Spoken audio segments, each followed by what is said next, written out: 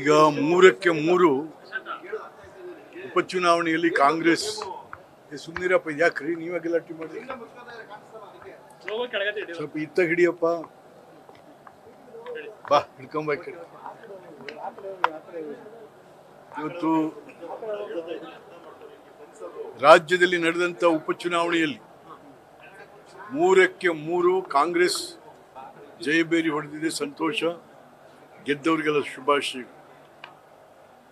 ಉಪಚುನಾವಣೆಗಳು ಯಾವತ್ತೂ ಕೂಡ ಶಿಫಾರಸಿನ ಮೇಲೆ, ದುಡ್ಡಿನ ಮೇಲೆ, ಜಾತಿ ಮೇಲೆ ಮತ್ತು ಅಧಿಕಾರದ ಆಶಯಗಳ ಮೇಲೆ ನಡೆಯುತ್ತೆ ಹೊರತು ಯಾವುದೇ ತತ್ವ ಸಿದ್ಧಾಂತ ಕಾರ್ಯಕ್ರಮಗಳ ಮೇಲೆ ನಡೆಯಲ್ಲ.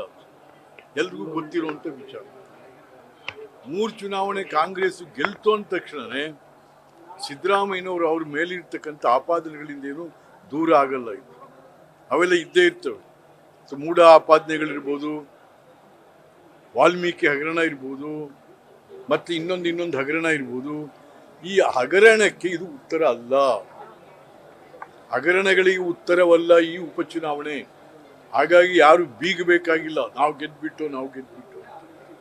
ಇದು ಸರ್ಕಾರ ಕೊಟ್ಟಂತ ಅಂಕನ, ಇದು ಸರ್ಕಾರ ಚೆನ್ನಾಗಿದೆ ಅಂತ ಜನ ಕೊಟ್ಟಂತ ಅಲ್ಲ, ದುಡ್ಡಿಗೆ ಕೊಟ್ಟಂತ ಅಂಕ ಇದು.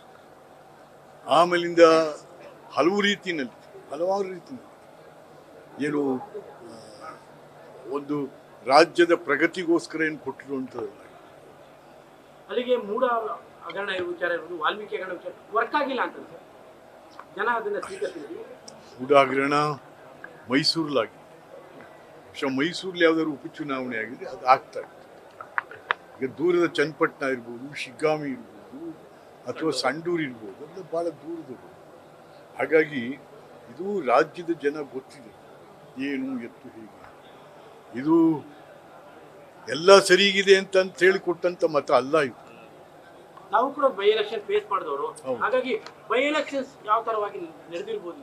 ಬೈ ಎಲೆಕ್ಷನ್ ಸಾಮಾನ್ಯವಾಗಿ ಮುಖ್ಯಮಂತ್ರಿ ಇರ್ತಾರೆ, ಅವ್ರು ಹೇಳಿಲ್ಲ, 3 ಕ್ಷೇತ್ರಗಳಿಗೂ ಕೂಡ ಒಂದೊಂದು ಕ್ಷೇತ್ರಕ್ಕೆ 10 ಮಂತ್ರಿಗಳನ್ನ ಅಲಾಟ್ ಮಾಡಿದ್ರಿ, ಕೋಟ್ಯಾಂತರ ರೂಪಾಯಿ ದುಡ್ಡು ಕೊಟ್ರಿ, ಸೀರೆ, ಹೆಂಡ, ಹಣ ಇವು ಇದ್ದೇ ಇರ್ತವೆ. ಯಾರ ಕಾಲದಲ್ಲೂ ಇದ್ದೇ ಇರ್ತೀವಿ. ಸಿದ್ದರಾಮಯ್ಯನ ಕಾಲದಲ್ಲಿ ಅಂತ ಇದೆ, ಎಲ್ಲರ ಕಾಲದಲ್ಲೂ ಹಾಗಾಗಿ ನಮ್ಮ ಸರ್ಕಾರದ ನೀತಿ ನಿರೂಪಣೆಯನ್ನ, ನಿಮ್ಮ ಅಭಿವೃದ್ಧಿ ಕಾರ್ಯಗಳನ್ನ, ನಿಮ್ಮ ಆಡಳಿತಕ್ಕೆ ಇದು ಉತ್ತರ ಅಲ್ಲ. ಏನು ಮಾಡೋಕ್ಕಾಗಲ್ಲ. ಯಾಕೆಂದ್ರೆ ಜನ ಓಟ್ ಹಾಕೋದು, ನಾವು ಡಬ್ಬ ತುಂಬ್ಕೊಳಕ್ಕಾಗಲ್ಲ. ಜನ ಅವ್ರು ಏನು ತೀರ್ಮಾನ ತಗೋತಾರೆ, ಜನತಂತ್ರ ವ್ಯವಸ್ಥೆಯಲ್ಲಿ ಜನಾದೇಶ ಅಂತಕ್ಕಂಥದ್ದು ಇದೆ. ಬಿಜೆಪಿ ಜೆಡಿಎಸ್ ನಡುವೆ ಸಮನ್ವಯತೆ ಸಾಧ್ಯ ಆಗ್ಲಿಲ್ವಾ ಅಂತ ಬಿಜೆಪಿ ಜೆಡಿಎಸ್ ನಾಯಕರು ಒಗ್ಗಟ್ಟಾಗಿ ಮಾಡಿದ್ದಾರೆ, ಒಗ್ಗಟ್ಟಾಗಿ ಮಾಡಿದ್ದಾರೆ. ಬಟ್ ಜನ ತೀರ್ಮಾನ ತಗೋತಾರೆ. ಬಿಜೆಪಿ ನಾಯಕತ್ವ ಬದಲಾವಣೆ ಕೇಳ್ತಾ ಇದೆ, ಅದೇ ಬಂಡಾಯ ಸಹ ಎದ್ದಿದ್ದಾರೆ. ಅದೇನಾದ್ರು ಮೈನಸ್ ಆಯ್ತಾ? ಅದೆಲ್ಲ ಏನು ಆಗಿಲ್ಲ ಇದು. ಬಟ್ ಏನಪ್ಪ ಅಂತಂದ್ರೆ ನಿಜ, 3-4 ಗುಂಪಿದೆ ಬಿಜೆಪಿ. ಯತ್ನಾಳು ಒಂದ್ ಕಡೆ, ಇನ್ನೊಬ್ರು ಇನ್ನೊಂದ್ ಕಡೆ ನಡೀತಾ ಇದೆ. ಬಟ್ ಬಿಜೆಪಿಗೆ ಅದು ಒಳ್ಳೇದು ಅಲ್ಲ. ಯಾಕೆಂತಂದ್ರೆ ಬಿಜೆಪಿ ಅನ್ ಇಟ್ಸ್ ಓನ್ ಎಂದು ಬಂದಿಲ್ಲ. ಬಟ್ ಸರ್ ಮಾಡ್ಕೊಂಡು ಹೋಗ್ರೆ ಅಂತ ಜನ ಅವಕಾಶ ಕೊಡ್ತಾನೆ ಇರ್ತಾರೆ. ಅವ್ರು ಸರ್ ಮಾಡ್ಕೊಳ್ಳೋಂತ ಅಂತ ಅದಕ್ಕೆ ಬುದ್ಧಿ ಕಲಿತಾ ಇಲ್ಲ ಬಿಜೆಪಿ. ಮಹಾರಾಷ್ಟ್ರದಲ್ಲಿ ಬಿಜೆಪಿ ಒಳ್ಳೇದು, ಕಂಗ್ರಾಚುಲೇಷನ್. ದೊಡ್ಡ ಮಟ್ಟದ ಗೆಲುವು ಸಾಧಿಸಿದೆ. ಹೌದು, ಯಾಕೆಂದ್ರೆ ನೋಡ್ರಿ, ಇಂಡಿಯಾದ ಚುನಾವಣೆಗಳಲ್ಲಿ ಮಹಾರಾಷ್ಟ್ರ ಬಹಳ ಮುಖ್ಯ. ಬಿಕಾಸ್ ಮಹಾರಾಷ್ಟ್ರ ಇದೆಯಲ್ಲ, Bombay is a political economy.